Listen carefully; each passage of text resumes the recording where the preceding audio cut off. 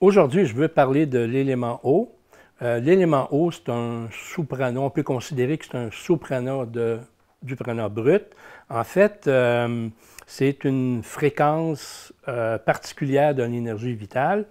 En fait, ce qu'on retrouve dans l'élément eau, c'est la polarisation, c'est-à-dire que tous les éléments sont polarisés, incluant l'élément eau, c'est-à-dire que l'élément eau est sujet à la polarité.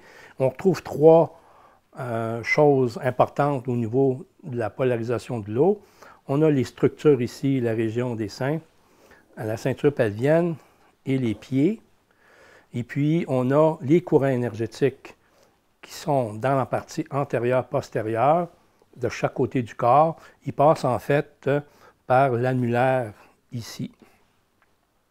Également, on a des manifestations subtiles de cet élément, c'est-à-dire qu'on a des émotions, des comportements, des effets réactifs par rapport à cet élément. Il va se retrouver dans les manifestations subtiles.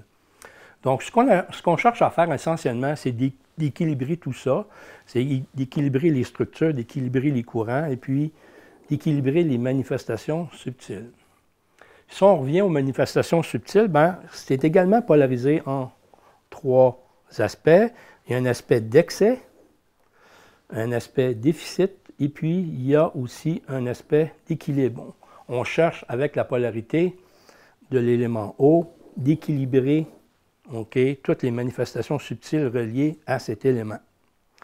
Une chose importante à comprendre, c'est que le pôle positif de l'élément est au niveau de la ceinture pelvienne, le pôle négatif au niveau des pieds.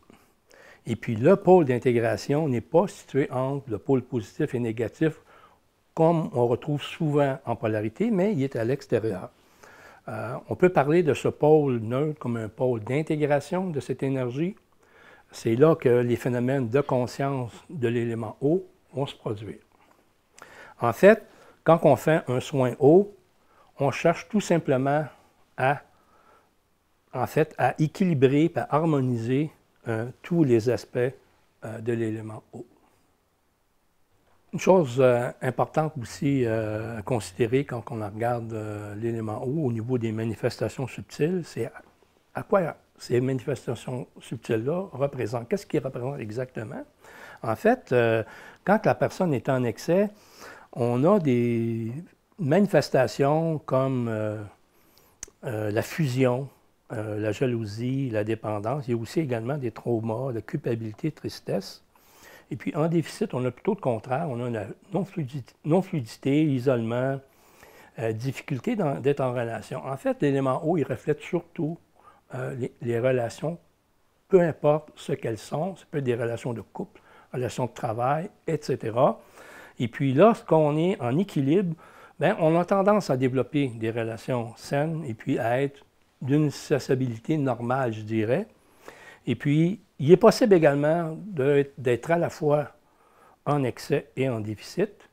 Mais somme toute, quand on travaille au niveau de ces manifestations subtiles-là, eh bien, on travaille aussi avec les autres aspects de l'énergie eau, c'est-à-dire les circuits et les structures. En fait, on veut encore, comme je disais tout à l'heure, on veut tout harmoniser, tout équilibrer au niveau de cet élément.